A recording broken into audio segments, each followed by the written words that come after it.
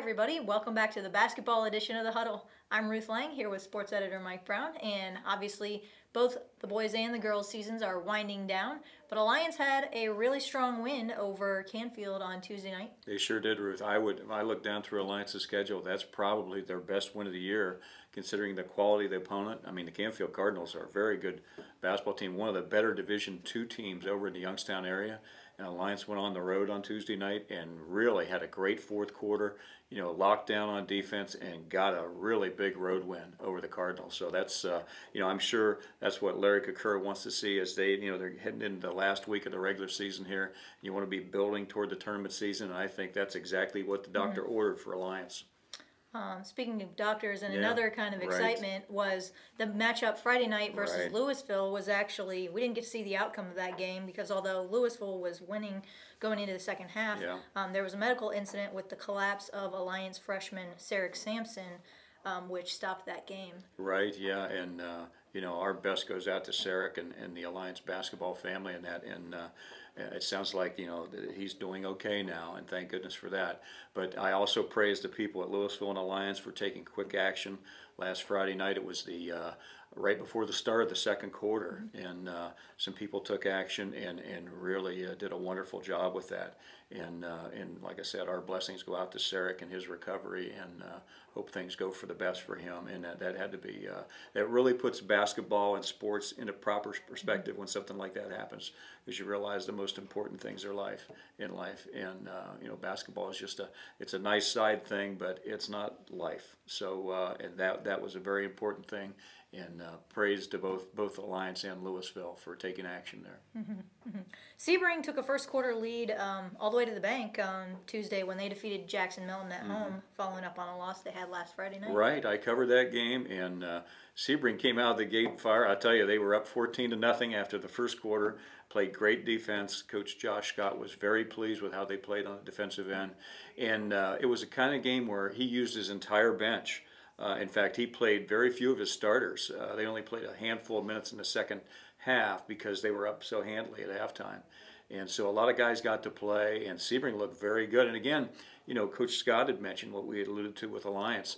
That's a good win late in the year, and you want to be building toward the tournament, and that worked out very well for the Trojans as well.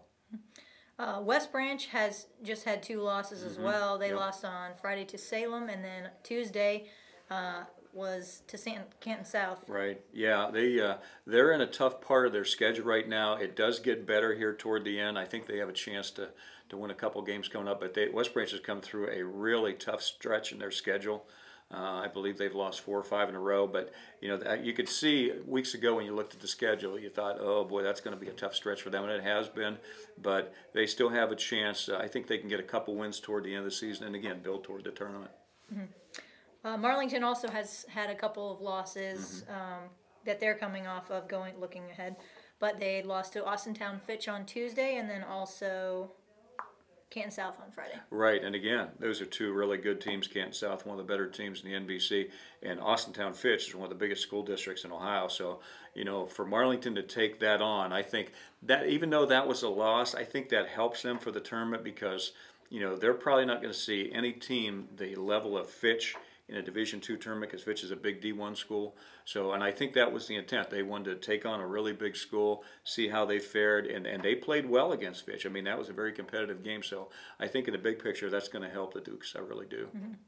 Marlington girls also, they unfortunately ended their season in a 3-game losing streak with that last loss, most recent loss rather, being to Manchester on Saturday. Right, yeah, and it hurt Marlington when I look back at 2 teams in particular this winter that really were hurt by injury. The Marlington girls and the Sebring boys were those 2 teams because they both lost their leading player.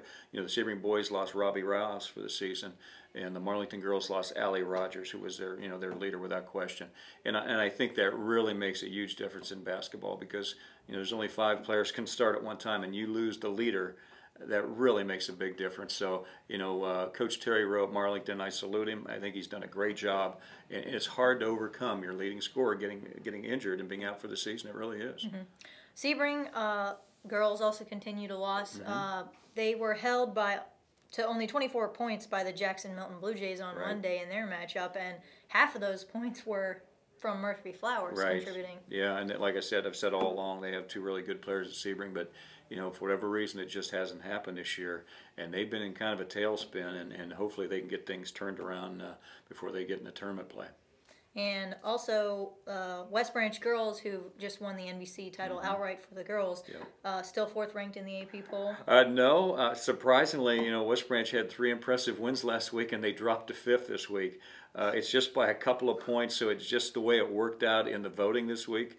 Obviously, the Alliance of Review gave him 10 points, as many as I can give a school in the voting, but statewide, for whatever reason, there was, I believe it was Chagrin Falls, got a bunch of points this week that they didn't have last week and actually jumped up ahead of West Branch, and that dropped them back to 5th. But, West Branch had a good week with 3 really impressive wins last week, including the last one over arch rival Salem last Saturday. So, they're prepped for the tournament. That obviously their expectations are high. They finished 21-1 in the regular season, and I think the sky's the limit for the Lady Warriors. And what do we have coming up for our games? Yeah, as far as boys regular season basketball on Friday night, Alliance is going to host the Carrollton Warriors in NBC action. Louisville will go to Marlington. That's another NBC game. Minerva will be at West Branch, which will be a really competitive game between those two teams, I would think. Salem goes to Canton South to face the Wildcats. And in an independent game, Villa Angela St. Joe will go to St. Thomas. I take that back. That's a North Coast Conference game. And then Saturday, we start the girls' sectional tournament basketball action, and we've got a full slate on Saturday. Starting at noon, the Alliance girls will host the Talmadge Blue Devils. Niles McKinley will go to West Branch at 1 o'clock on Saturday. The Salem Quakers will go to Southeast to play the Pirates at 1 p.m. on Saturday. And the final game on Saturday, Ruth, will find the Minerva Lions. They'll play the winner of Claymont and Steubenville on Saturday at 5 p.m. at Steubenville Franciscan University. So, we're into it for the girls. The sectional tournament action is about to begin. The boys are a week behind that. So this is the time of the year all these teams build for. So it's really an exciting time. And again, as always, we'll be there with coverage for the Alliance Review and also online. So until next time, we'll see you on the court.